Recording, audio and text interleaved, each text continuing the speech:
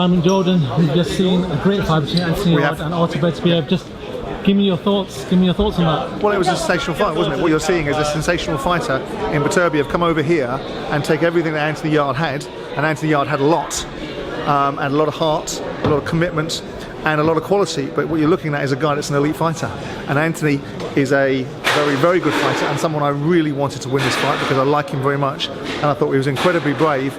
But ultimately, what he came up against, Anthony was an irresistible force, but this fellow was an immovable object.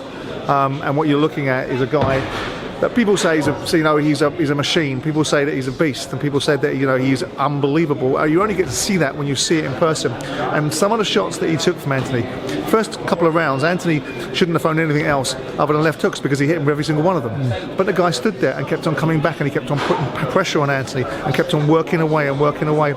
But I thought Anthony was in the fight all the way through. I stopped scoring after round 5 because nobody in the arena felt this was going to go 12 rounds. And you see the atmosphere from the fans, you see the engagement, because that's a proper fight. That was a brilliant fight to watch. And what I was disappointed about was this fight went under the radar. It should never have gone under the radar. And that's not attributing blame to anybody else. That's just simply saying Anthony Yarde and this fight deserved probably a little bit more media attention because it was a really, really good fight in the making and a really good fight in the taking. Because when Anthony talked about it last year that he was going to make it in October, I was excited for it because I think he's a very exciting fighter, Anthony Yarde. He comes to fight, and what you saw was a thrilling spectacle. But the tragedy of it is a good fight isn't one you put up, it's one you win. And Anthony put up a good fight, and disappointingly that wasn't enough because this guy kept on coming, and you could see it. You could see that it was coming. The pressure was building because Anthony hit him with some wonderful shots, and they did dent the fella. People say perhaps they didn't dent him. They did dent him, and you wonder if Anthony could have jumped on him a little bit more. But that's easy to say when you've got a formidable beast like that in front of you. But there was times where he did hurt him, and then he did. In the corner, Beterbiev turned it around and started throwing combinations. But that's what a great champion does, isn't it? And that's what a champion with that sort of fortitude, that sort of resilience, that sort of belief. That's why he comes with the reputation that he comes with. Callum Johnson knocked him down. Anthony Yarde did pretty much everything but that. But what we got to see was a phenomenal fight. I got a snooze fest before that with Jake Paul and Tommy Fury that put my feet to sleep.